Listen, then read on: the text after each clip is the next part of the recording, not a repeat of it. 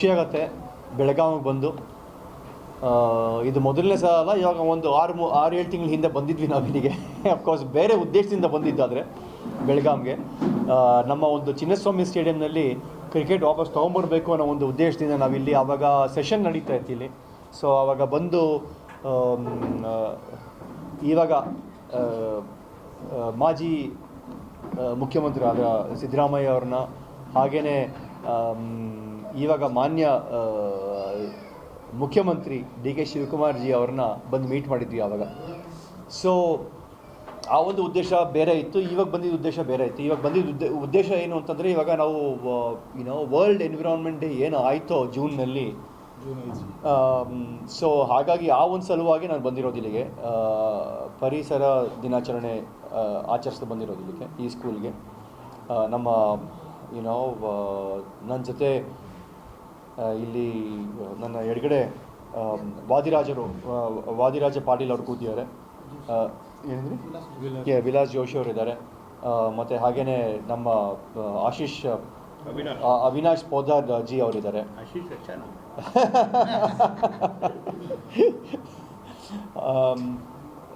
ಇವರು ನಮ್ಮ ಇಲ್ಲಿ ಸಂಸ್ಥೆಗೆ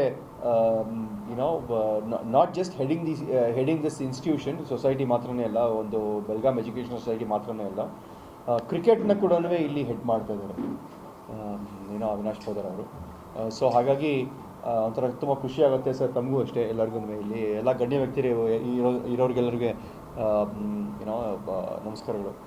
ಸೊ ಹಾಗೆ ಹೇಳ್ತಾನೆ, ಇಲ್ಲಿ ಅಫ್ಕೋರ್ಸ್ 100 ವರ್ಷ ಆಗಿದೆ ಅಂತಂದರೆ ಇದು ಸಾಮಾನ್ಯವಾದಂಥ ಒಂದು ಅಚೀವ್ಮೆಂಟ್ ಅಲ್ಲ. ನಮ್ಮ ಅವಿನಾಶ್ ಅವ್ರು ಹೇಳಿದ್ರು, ಇವರೆಷ್ಟು ಎತ್ತರಕ್ಕೆ ನಾವು ಬೆಳೆಯೋಕ್ಕಾಗಲ್ಲ ಅಂತ ಹೇಳಿದ್ರು. Sir, not only achievements also sir, nothing like ನಾನು ಹೇಳೋಕ್ಕೆ ಏನು ಇಷ್ಟಪಡ್ತೀನಿ ಅಂತಂದರೆ, ನೀವು ಎಷ್ಟೇ ದೊಡ್ಡವರಾಗ್ಬೋದು, ಎಷ್ಟೇ ದೊಡ್ಡ ಮನುಷ್ಯರಾಗ್ಬೋದು, ಆದರೆ ಎಜುಕೇಷನ್ಸ್ ಇದೆ ನೋಡಿ, ನೀವು ಈ ಪಾಠ ಏನು ಹೇಳ್ಕೊಡ್ತೀರ ನೋಡಿ, ಅದ್ರ ಹತ್ರ ಬರೋದಕ್ಕಾಗೋದೇನು. Nothing can come close to education. ಅದನ್ನು ಇಲ್ಲಿ ಮಾಡ್ತಾ ಇದ್ದಾರೆ. BK ಮಾಡೆಲ್ ಸ್ಕೂಲ್, ಹಾಗೆಯೇ ನಮ್ಮ ಸತ್ಯಾತ್ಮ ತೀರ್ಥರ ಒಂದು ಅನುಗ್ರಹದಿಂದ, ಸ್ವಾಮಿಗಳ ಅನುಗ್ರಹದಿಂದ ಇದು PUC ಮಾಡೆಲ್ ಕಾಲೇಜ್ ಕೂಡ ನಡೀತಾ ಇದೆ. ಮೊದಲನೇ ಫಸ್ಟ್ ಆ್ಯಂಡ್ ಸೆಕೆಂಡ್ PUC ಕೂಡ ನಡೀತಾ ಇದೆ, both science and commerce. So ಹಾಗಾಗಿ ನನಗೆ ಈ ಒಂದು ಕಾರಿಡಾರ್ನಲ್ಲಿ ಬರ್ತಾ ಇರಬೇಕಂದ್ರೆ ನಮ್ಮ ಸ್ಕೂಲು ನಮ್ಗೆ ಬಂತು. ಸರ್, ಇದೇ ಥರ ಒಂದು ಸ್ಕೂಲ್ನಲ್ಲೇ ಓದಿದ್ದು ನಾನು. ನಮ್ಮ ಸ್ಕೂಲ್ನಲ್ಲೂ ಇವಾಗ ಒಂಥರ ಹೈಟೆಕ್ ಸ್ಕೂಲ್ಗಳೆಲ್ಲ ಬಂದಿದೆ ಇವಾಗ, ಆ ಥರ ಸ್ಕೂಲ್ ಓದಲಿಲ್ಲ ನಾನು. ಸೊ ಒಂಥರ ಇವಾಗ ಕಂಪ್ಯೂಟರ್ಗಳನ್ನ ಹೇಳ್ಕೊಡ್ತಾರೆ, ಸ್ಲೈಡ್ಸ್ ಹಾಕಿ ತೋರಿಸ್ತಾರೆ. ಇಲ್ಲ, ನಮ್ಮದು ಅಷ್ಟೇ, ಸೇಮ್ ಸ್ಲೇಟು ಬಳಪ ಅದರಲ್ಲೇ ಹೇಳ್ಕೊಟ್ಟಿದ್ದು. ಇದೇ ಥರ ನಮ್ಮದು ಡೆಸ್ಕ್ಗಳೆಲ್ಲ ಇದ್ದಿದ್ದು, ಬೆಂಚ್ಗಳೆಲ್ಲ ಇದ್ದಿದ್ದು ಇದೇ ಥರ. ಹಾಗೆಯೇ ನಮ್ಮ ಒಂದು ಗ್ರೌಂಡ್ ಕೂಡ ಇದೇ ಥರ ಇತ್ತು. ನನಗೆ ನಮ್ಮ ಸ್ಕೂಲ್ ಜ್ಞಾಪಕನೇ ಬಂದಿದ್ದು ನನಗೆ ಇಲ್ಲಿಗೆ ಬರ್ತಾ ಇದ್ದಾಗ. ಸೊ ಒಂಥರ ಈ ಒಂದು ವಾತಾವರಣದಲ್ಲಿ ಬೆಳೀತಾರೆ ನೋಡಿ ಹುಡುಗರು. ನಿಜವಾಗ್ಲೂ ಅವರು ದೇ ಆರ್ ವೆರಿ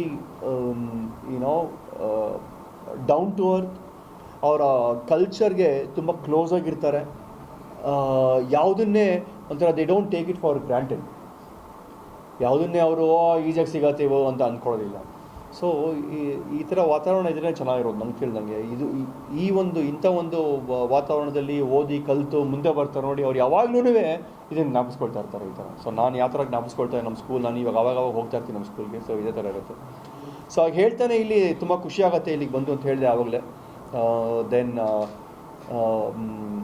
ನಾನು ಇಲ್ಲಿಂದ ಆಬ್ವಿಯಸ್ಲಿ ನಾನು ಹುಬ್ಳಿಗೂ ಹೋಗ್ತಾ ಇದ್ದೀನಿ. ಇವಾಗ ಲಾಸ್ಟ್ ಟೈಮು ಇದೇ ಮಾಡಿದ್ವಿ ನಾವು. ಬೆಳಗಾಂಗೆ ಬಂದ್ವಿ, ನಾವು ಬೆಳಗಾಂ ಗ್ರೌಂಡ್ಗೆ ಹೋದ್ವಿ, ಇಲ್ಲೆಲ್ಲ ಮುಗಿಸ್ಕೊಂಡು ಮೀಟಿಂಗ್ಸ್ ಎಲ್ಲ ಮುಗಿಸ್ಕೊಂಡು ಅದಾದಮೇಲೆ ನಾವು ಹುಬ್ಳಿ ಕೂಡ ಹೋದ್ವಿ ನಾವು.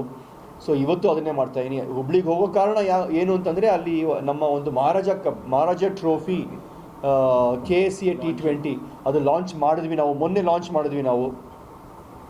ಆ ಒಂದು ಟೂರ್ನಮೆಂಟ್ ಲಾಂಚ್ ಮಾಡೋದಕ್ಕೆ, ಅನ್ವೀಲ್ ಮಾಡೋದಕ್ಕೆ ಟ್ರೋಫಿನ ನಮ್ಮ ಜೊತೆ ರಾಹುಲ್ ದ್ರಾವಿಡ್ ಅವ್ರು ಬಂದಿದ್ದರು. ಮತ್ತು ನಿನ್ನೆ ನಮ್ಮದು ಆ್ಯಂಥಮ್, ಮಹಾರಾಜ ಟ್ರೋಫಿ KSCA T20 ಆ್ಯಂಥಮ್ನ ನಾವು ಲಾಂಚ್ ಮಾಡಬೇಕಾಯಿತು. ಅದಕ್ಕೆ ಅನಿಲ್ ಕುಂಬ್ಳೆ ಅವ್ರು ಬಂದಿದ್ದರು. ಸೊ ಹಾಗೆ ಒಂದು ಲೆಜೆಂಡ್ಸ್ ಆಫ್ ದ ಗೇಮ್ಸ್ ಬರ್ತಾ ಇದ್ದಾರೆ. ಶ್ರೀನಾಥ್ ಅವ್ರು ಮೈಸೂರಿಗೆ ಬರ್ತಾರೆ. ಹಾಗೆಯೇ ಹುಬ್ಳಿ ಇವತ್ತು ಸಾಯಂಕಾಲ ನಮ್ಮದು ಹುಬ್ಳಿನಲ್ಲಿ ಇದು ಬೇರೆ ಇದೆ, ಏನೋ ಪ್ರೆಸ್ ಕಾನ್ಫರೆನ್ಸ್ ಬೇರೆ ಇದೆ.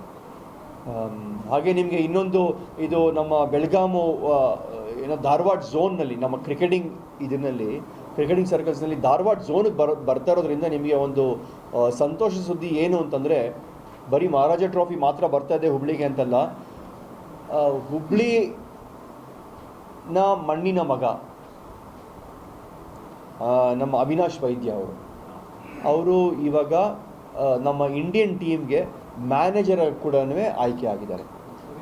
ಅವಿನಾಶ್ ವೈದ್ಯ ಸೌತ್ ಝೋನ್ ಕ್ರಿಕೆಟರ್. ನಮ್ಮ ಜೊತೆ ಸಿಕ್ಕಾಪಟ್ಟೆ ಕ್ರಿಕೆಟ್ ಆಡಿದ್ರು, ವಿಕೆಟ್ ಕೀಪರ್ ಬ್ಯಾಟರು, ನಮ್ಮ ಜೊತೆ ಸಿಕ್ಕಾಪಟ್ಟೆ ಕ್ರಿಕೆಟ್ ಆಡಿದ್ರು.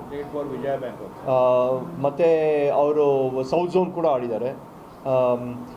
ಸೊ ಆಬ್ವಿಯಸ್ಲಿ ಇನ್ನೊಂದು ಹೆಜ್ಜೆ ಇಟ್ಟಿದ್ರೆ ಅವ್ರು ಭಾರತಕ್ಕೂ ಆಡಿರ್ತಾಯಿದ್ರು.